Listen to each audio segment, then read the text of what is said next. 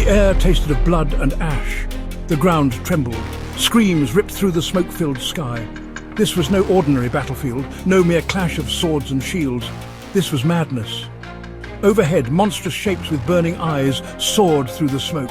They were not dragons, though they breathed fire. They were something far stranger, far more terrifying. This was a battle for the very soul of existence, a fight against an enemy twisted and wrong. And at its heart stood a lone figure, a beacon in the storm. He wore a simple brown horse mask, a crude thing of rubber and paint. Yet it was his banner, his symbol of defiance. Beneath it, his eyes burned with an almost unholy light. He was not a soldier, not a king. He was a simple man, a farmer perhaps, or a shopkeeper. But something had awakened him, something primal, unbreakable.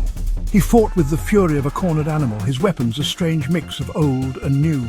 Ancient steel met futuristic firepower. Every swing of his blade, every blast of his guns was a prayer, a promise. He would not fall, he could not. The fate of everything hung in the balance.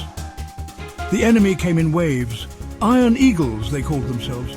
Men twisted into monsters, clad in steel and hate. Cyborg unicorns, their once pure white coats now scarred and burned, replaced with metal plates and glowing wires.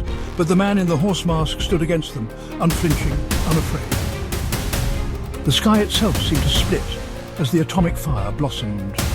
Mushroom clouds rose like monstrous poisonous flowers. The very air crackled with energy, the ground a sea of molten rock and twisted metal. Yet through it all, the man in the horse mask fought on. He was a whirlwind of fury, a beacon of hope in the heart of the storm. His courage was contagious, his spirit a rallying cry. He would not yield, not while a single breath remained in his body, not while the fires of hope still flickered. This was his stand, his last stand perhaps, but it would be a glorious one. The fate of the world, balanced on a knife's edge, waited for the final act.